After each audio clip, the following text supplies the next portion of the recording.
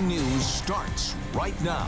Hello, everyone. I'm Nicole Perez. I'm Christy Kruger. Here's a look at some of the stories making news on this Thursday. A man accused of posing as a doctor told to stay away from JMH. 30-year-old Wilvince Basil has apparently been walking around Jackson Memorial Hospital in a physician's lab coat, claiming to be an OBGYN and allegedly posting photos of himself wearing it online.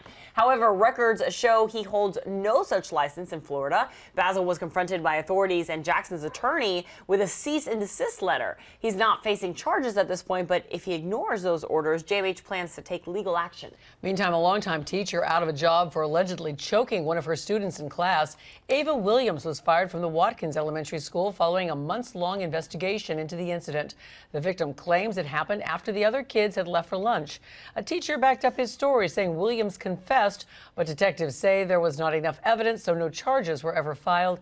Since she is part of the union, by contract, Williams can appeal her firing. A crime alert has police searching for a killer in Miami. That's where a man was found shot dead at an apartment complex off Northwest 3rd Avenue. From Sky 10, you can see his body covered with a sheet surrounded by blood on the ground.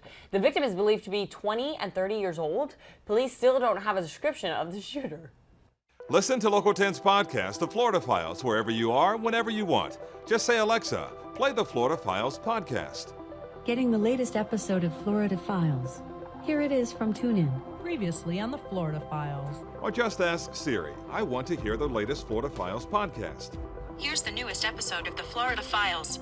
Get the Florida Files on Alexa, Google Home, or Apple devices just by saying play the Florida Files podcast. The Florida Files from the one and only Local 10. A Miami-Dade officer is on the mend after getting into a crash with an 18-wheeler. Sky 10 was above that scene in Doral earlier this day at Northwest 14th Street and 82nd Avenue.